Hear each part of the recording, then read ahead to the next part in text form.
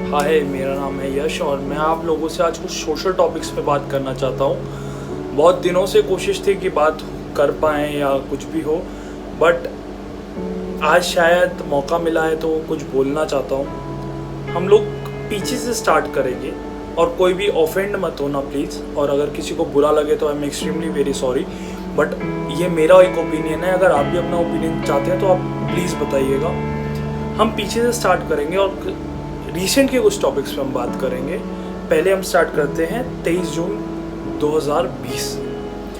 जगन्नाथपुरी में रथ यात्रा निकाली जाती है और उस रथ यात्रा को परमिशन देती है सुप्रीम कोर्ट। अब सुप्रीम कोर्ट से परमिशन ली गई, पहले हाई कोर्ट ने मना भी किया कि नहीं होगी, फिर सुप्रीम कोर्ट ने परमिशन दे दी। तो मैंने कुछ क्वेश्चंस पूछे लोगों से कि क्या ये सही हुआ, क्या ये गलत हुआ। तो हर किसी ने अपना अपना ओपिनियन रखा। कुछों ने बोला कि हाँ सही हुआ, कुछों ने बोला गलत हुआ, नहीं होना चाहिए था, बहुत से लोगों की जान रिस्क में होगी, अगर एक को भी कोरोना हुआ तो सब में फैल जाएगा। जिन्होंने बोला कि होना चाहिए था तो उनसे रीज़न पूछा गया तो उन्होंने बोला कि आस्था का रीज़न। अब मेरा ओपिनियन ये है कि नहीं होना चाहिए था। उसका एक रीज़न सीधा सीधा ये है कि अगर उनमें से किसी एक को भी कोरोना हुआ तो वो सब में फैल जाएगा और सबकी जान रिस्क पे आ जाएगी, सबके परिवारों को दिक्कत होगी और ये चीज़ एक हैंडल ना होने वाली सिचुएशन हो जाती है कई बार कि हर किसी के लिए, हर कोई हैंडल नहीं कर पाता इन सब चीज़ों को। और दूसरी तरफ अगर हम आए आस्था के ऊपर, तो आस्था तो अगर हम जान बची रहेगी हमारी, हम जीवित रहेंगे तो हम लोग शायद फिर निभा लेंगे आस्था को। लेकिन अगर हमें कुछ हो गया तो शायद हमारी आस्था नहीं रह जाएगी। तो हमें ये चीज़ समझनी चाहिए, हर परंपरा, हर रीति रिवाज समय के अनुसार होने चाहिए। समय जैसा हो वैसा हमें चलना चाहिए। अगर यही नॉर्मल होता तो शायद कुछ इतनी बात भी ना होती। जगन्नाथपुरी में जो हुआ वो सब एक नॉर्मल होता, रथ यात्रा निकालना, भगवान की पूजा होना, वो सब एक नॉर्मल होता। लेकिन जो ये टाइम चल रहा है, ये टाइम नहीं है इन सब चीज़ों का। सुप्रीम कोर्ट ने परमिशन दे दी क्योंकि उन्हें पता है कि लोग आस्था के नाम पे थोड़े से हमारे इंडिया में इमोशन वाले हैं, भावुक हैं थोड़े से आस्था को लेके। तो वो शायद आस्था के ऊपर कोई सवाल ना सुनना चाहे या कुछ भी ना करना चाहे। तो वो लोग भी अपनी जगह गलत नहीं है, ठीक है आपकी आस्था है, लेकिन आपको थोड़ा सा समझदारी के साथ चलना चाहिए इस टाइम पीरियड पे कि जहाँ आपको पता है इतनी बड़ी महामारी फैली हुई है, जहाँ इतनी दिक्कतें चल रही हैं, जहाँ 3 महीने का 2 महीने का सरकार ने लॉकडाउन पीरियड दिया था। सरकार ने इसलिए नहीं खोला है कि सब कुछ सही है, कुछ गलत नहीं हो रहा। सरकार ने सिर्फ और सिर्फ इसलिए खोला है कि सरकार को पैसा चाहिए, लोगों के पास पैसा नहीं है, मनी रोटेट नहीं हो रही है मार्केट में। सिर्फ एक मनी रोटेशन पॉलिसी के लिए सरकार ने ये सब खोल दिया है। लेकिन अगर आप उसे हर चीज में तब्दील कर दें, आप समझे नहीं उस चीज को, तो ये नहीं हो पाएगा। आपको समझना पड़ेगा कि टाइम क्या चल रहा है।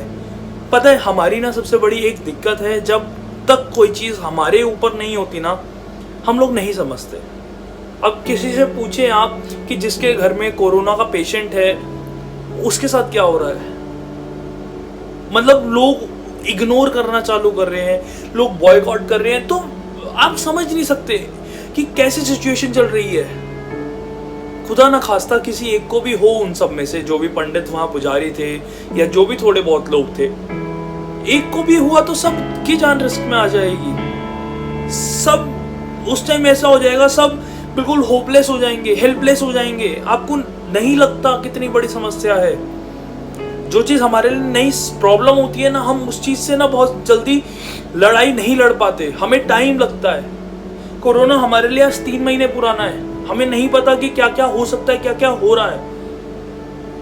तो जरूरत के समय ही बाहर निकले, जरूरत समझे तो चीजें करें। मैं ये नहीं कहता, देखो शायद मैं कोई नहीं होता किसी की आस्था पे सवाल उठाने वाला, और ना मैं उठाना चाहता, लेकिन आपको ये चीज समझनी पड़ेगी कि आस्था तब होगी जब आपकी जिंदगी बचेगी।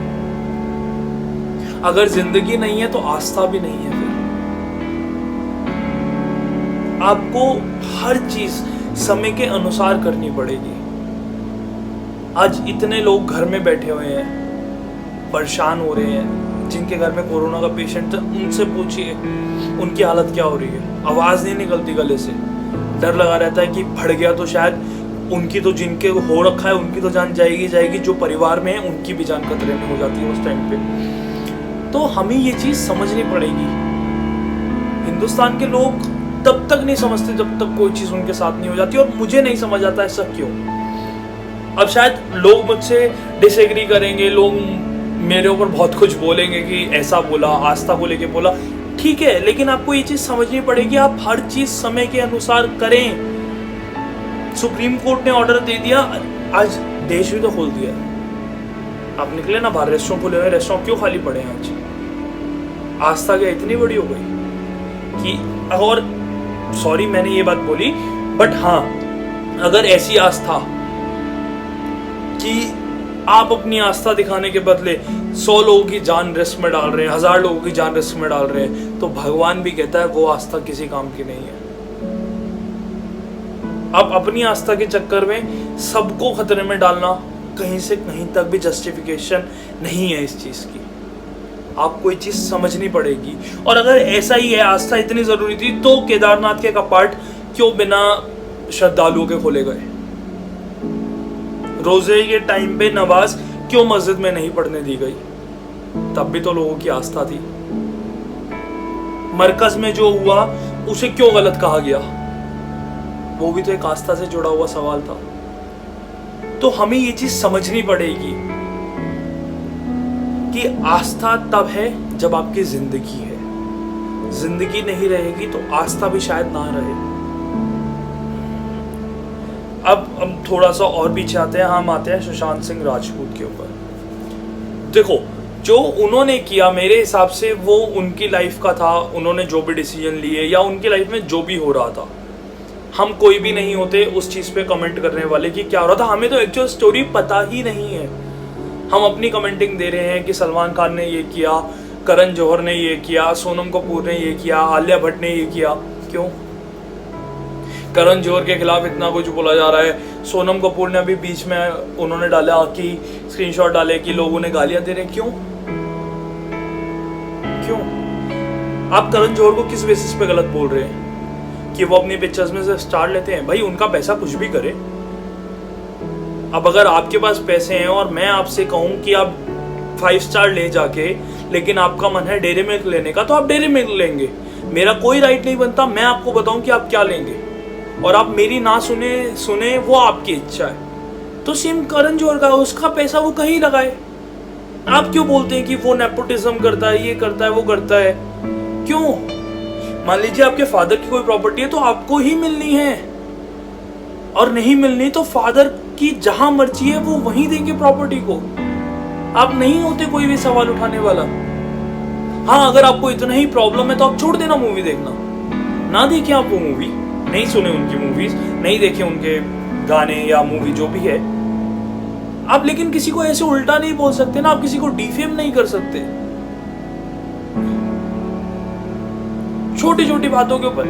आज जो बंदा है ही नहीं, बेसिकली शायद मेरा पॉइंट ऑफ व्यू अलग है, लेकिन मैं ये कहना चाहूंगा जो बंदा खुद के लिए नहीं लड़ पाया, अगर ऐसा कोई केस था तो आप क्यों लड़ रहे हैं? भाई महाभारत में कृष्ण भी थे अर्जुन के साथ, लेकिन कृष्ण ने अर्जुन को यह भी बोला था, अर्जुन लड़ोगे तुम, तुम्हारे साथ मैं खड़ा हूं, तुम नहीं लड़ोगे तो मैं भी कुछ नहीं करूंगा।